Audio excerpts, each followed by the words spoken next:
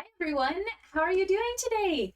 So for those of you who don't know me, my name is Laura Nervonis and I'm an independent Stampin' Up demonstrator in Edmonton, Alberta, Canada. So usually I pop on Tuesdays at noon with my weekly Show Me How It's Done series, and I give you a little start to finish tutorial about a project that I've been working on. But today is actually Monday, May 1st, which is the day before our new annual catalog launches. I have a really fun day planned for my customers and my team tomorrow on my Facebook page, Lauren Scraplot. You are also welcome to tune in. I'm going to have some fun games and prizes if you're here in Canada. I'll also have a really fun tutorial using some of our new in colors that you can either follow along with or just tune in and enjoy. And then also, if you're in Canada, I'm going to be posting a bunch of events and just things like paper shares and all those fun details for you to snag tomorrow.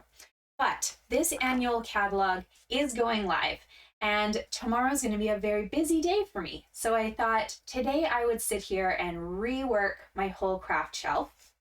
So in this new catalog, usually we get about 5 new in colors that Stampin' Up replaces for us. However, this time around, there are 5 new in colors plus about 10 new and returning other colors that are going to fit into our little color rainbow. So I thought, hey, why don't I pop on and show you guys how I organize my craft room. You do not have to do this to your papers or your shelves or anything, but I thought it was a fun idea in case you wanted to tune in and join along. So I'm going to give you all of my little tips and tricks on how I sort my paper, where I got my products. I will put some links if the product is still available in the video description, just in case you're interested in those items as well. Just so you know, I don't have anything to do with the product. I don't make a profit on those things.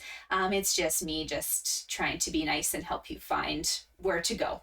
So what I want to start with is explaining kind of just the base unit that you see behind me. So these are Ikea Kallax units. I have, you can probably tell, kind of stacked a few on top of each other. And pardon the fact that you can't, I'm not always looking at the camera because I moved the camera today so that you had a very wide angle of my colors, and it's not where it's usually aimed. So I don't know for sure when and where I'm looking sometimes. So anyways, these are some Kallax units. I've combined different combinations. The one on the bottom here is actually a 4x4 square. And then on top of it, I've stacked the 4x2 square, just put it on its side. And then on the other sides of the unit, maybe I don't want to move the camera because I got it like nicely set. I actually have enough room in my room to have another 2 cubes to the left and 2 cubes to the right, and then stacked the same height. So it's kind of a full wall made out of Kallax units. And then what I did from Ikea was they have, don't fall apart, these fun little dividers. So they're wooden, nice and sturdy. You can get them in the ones that have 4 sections. You can get ones that have 2, or also for some of these you can buy things like doors that kind of close off your cupboard and make it a little bit more private. So those are the spaces in my craft room that I stack like extra paper if I end up having that, for instance, or some of my scraps and things that I really don't want visible, you know, to look at all the time. So that's how I've organized this. So on my unit, I use a ton of white and ivory and black. So I have big stocks of those things. I've used a whole square basically to divide up and kind of put my white and black in there. And I put whole packages and some of my pages in there together. And I'm just waiting on a restock order to finish those sections. Usually I kind of have them looking like this. So they're fully stocked, ready to go. But I've been working like mad on some catalog launch treats for my team and everybody who places an order this month. So again, you'll find out more details about those tomorrow, but that's where all my paper has gone, really. So what I do personally is I have my 5 in colors. These are last year's colors that carried over. So they are the 2021 to 2023 in colors. So we have Starry Sky, Orchid Oasis, Tahitian Tide, Parakeet Party, and Sweet Sorbet. those are all going to be stored together because I personally don't like to have to reorder my rainbow set every year. And it is actually easier for me to kind of just differentiate between what's an in color and like leaving and what is something that's probably staying around for about 5 or 6 years. So in this section here, this is where I'm going to actually put our 5 new in colors. But I left them out for now because I wanted to pull this out and show you what I'm doing. So when I stack my items in my shelf, I put all of my full packets together. Oops, there we go. That's what I want to show you. All my full packets together. In there, you can fit about 5, sometimes 6, depending on how full this thing ends up being. Then once I open a package of paper, I keep all the loose pages out, and that's what I put next, kind of right in this section here. And then last, because we always end up with things like little scraps like this, I'm going to switch you down to my other camera here. And I'm going to show you, I use these Amazon Basics folders, okay? So, I don't know why you're so zoomed. Come here. Let's just do that. There we go. Okay, so I use these Amazon Basics folders. And so in the folder, what I would do is I would take out one piece of paper from the package and I'd put that in my folder here. Like that. And then if I end up with scraps, so that page always stays in this folder. I don't ever take it out. It's kind of used for me to just keep the package sturdy.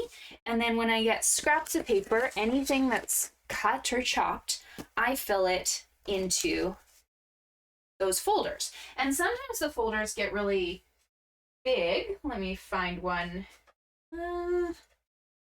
Yeah, like this guy here. There's quite a bit in there that basically I ended up with extra card backs or I ended up with scraps in this guy. And so when I start a project, what I do is I always pull those folders out first. So when I'm die cutting, when I'm trying to cut little pieces for a card, I just make sure that I start with that folder and I try and use any small piece that I can. And then eventually over time, they do migrate. If I get too many or there's, like white and black, I end up with so much, they migrate to my kids' craft box, and that's okay too. But this is just a really nice way for me to keep all of those things sorted and ready to go. So I'm going to move you back to the big screen here. All right, so this was the Wild Wheat. This is one of our new in colors here.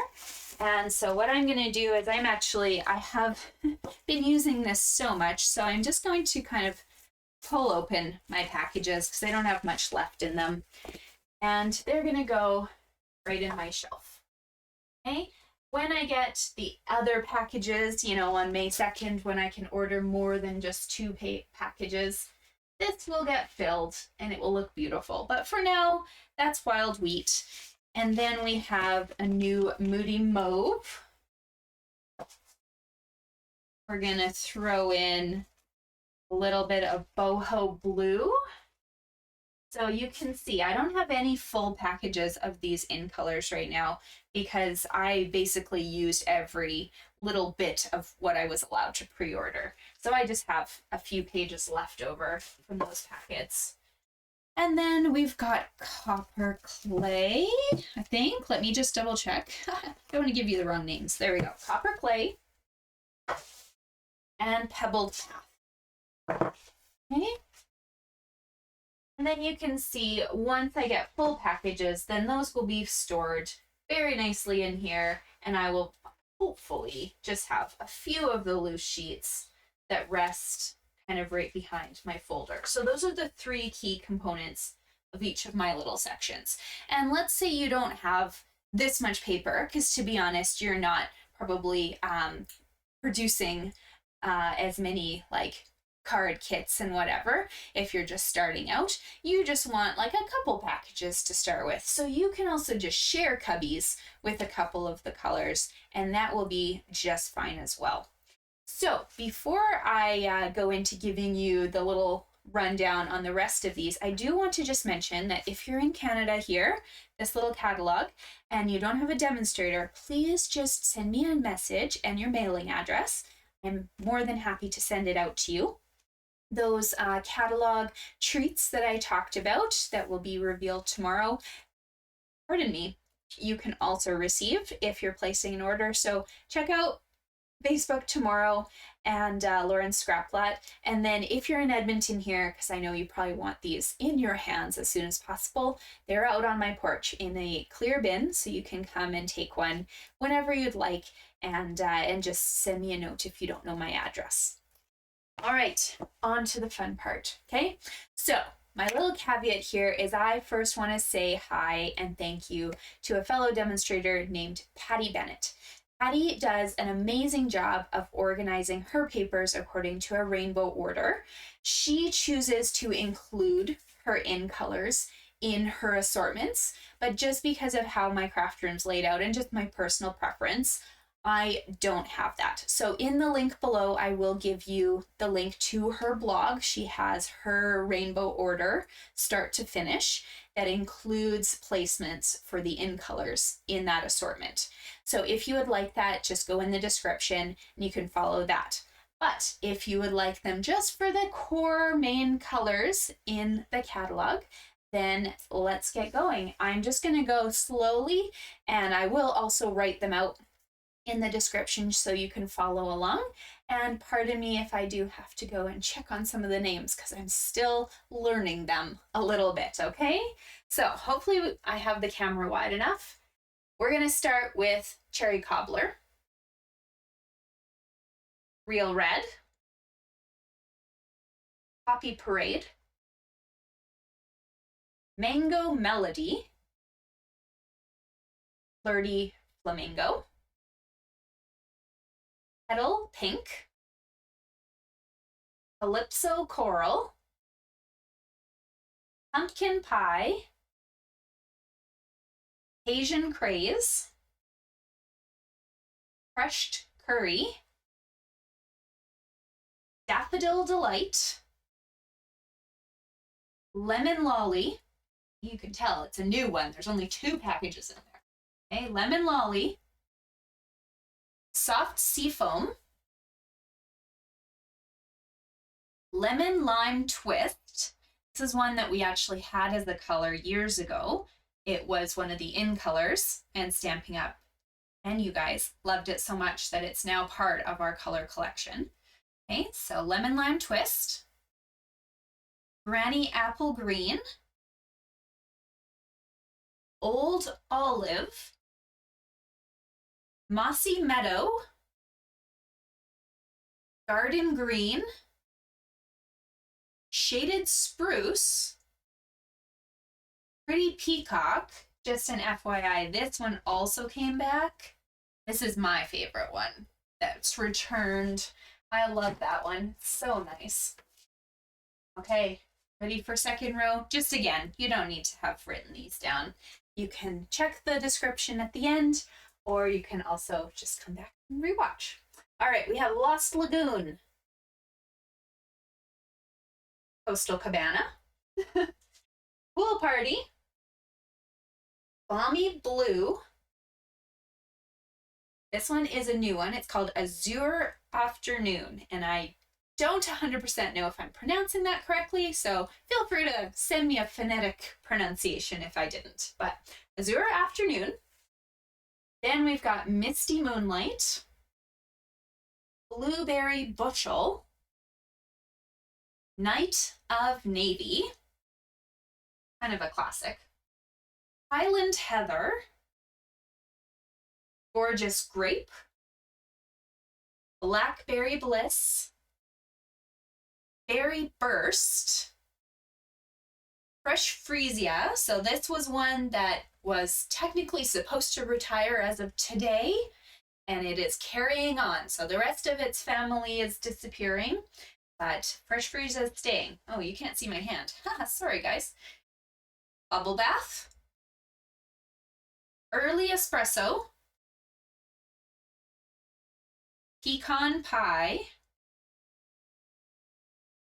okay, and then Patty's list doesn't include the rest of these, but this is my addition because she lists her neutrals in a different craft area of her room. But I just have room to keep going. So here we go. Crumb cake,